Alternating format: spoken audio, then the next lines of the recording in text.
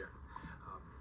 As you all know, we have a bond referendum that is on the ballot, and there are many opinions, both for and against, and some strong opinions, and that's part of the democratic process. And we had many meetings to discuss the bond referendum. In fact, we had 6 lengthy meetings dating back to May 2nd, 2023, over 4 months. All of our meetings were open to the public. They were transparent. They were videotaped.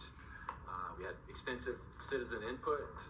We had guidance from our county leadership, guidance from our investment advisors, and then ultimately this board made a decision to vote to put this on the ballot.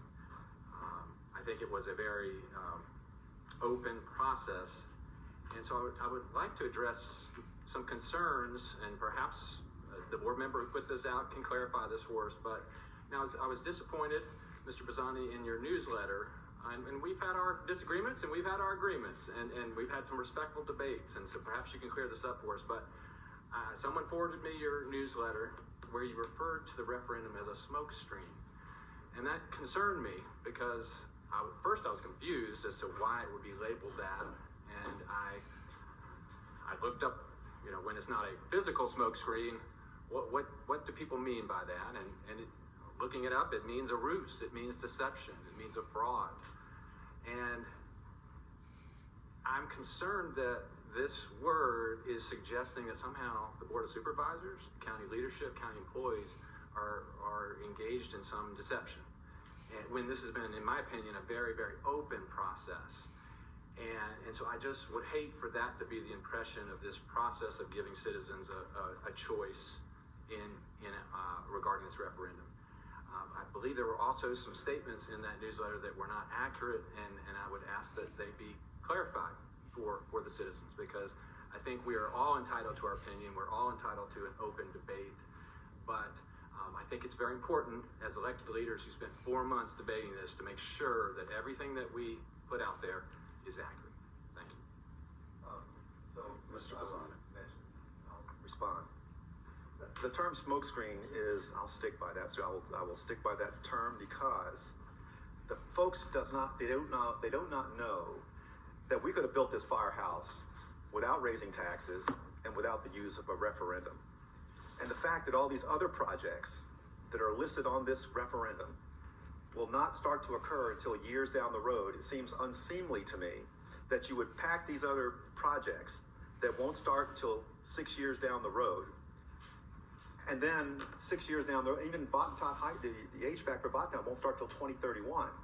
So who's to say that the 2 cents that you're going to try to raise today in November, if this referendum passes, will be subsumed and overcome by events?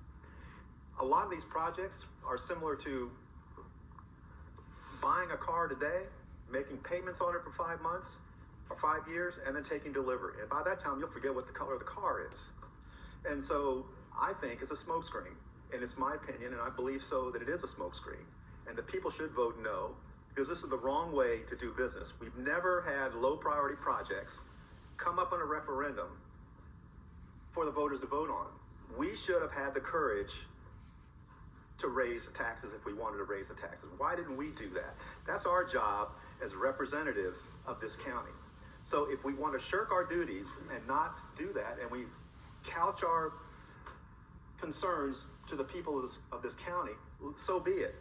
But that's our job. We represent our constituents. I represent my constituents. They didn't want it. I voted no. So it is a smokescreen, in my opinion, and a lot of people believe the same thing. They believe that they shouldn't pack other projects that won't start until years down the road for 2 cents today. Because it seems to me like we've already got estimates. The brochure came out with estimates on each of these projects. I wish I had that pink crystal ball with me today to estimate what those projects would cost 10 years down the road, like the Botetourt HVAC system. What is that going to cost 10 years down the road? Are you going to rely on the 2 cents? Probably not. The one fallacy with the Davenport report is that it doesn't show escalation costs in there. They did not, remember I brought that risk up. There was risk associated with the Davenport report because there's no risk associated with that. In my line of business, when we projected contract costs, we included escalation costs. Davenport did not do that. So those costs that they say today is worth $1 million, 10 years from now, they might be worth $3 million. So The analysis was flawed, in my opinion, based on my professional experience. So I will continue to say it is a smokescreen, and I think that people should vote no on this referendum. Why tax yourself? Why tax yourself? Leave that up to the Board of Supervisors to tax the individuals. You represent them. You make the decision. Don't shirk it off to the public and let them make that decision.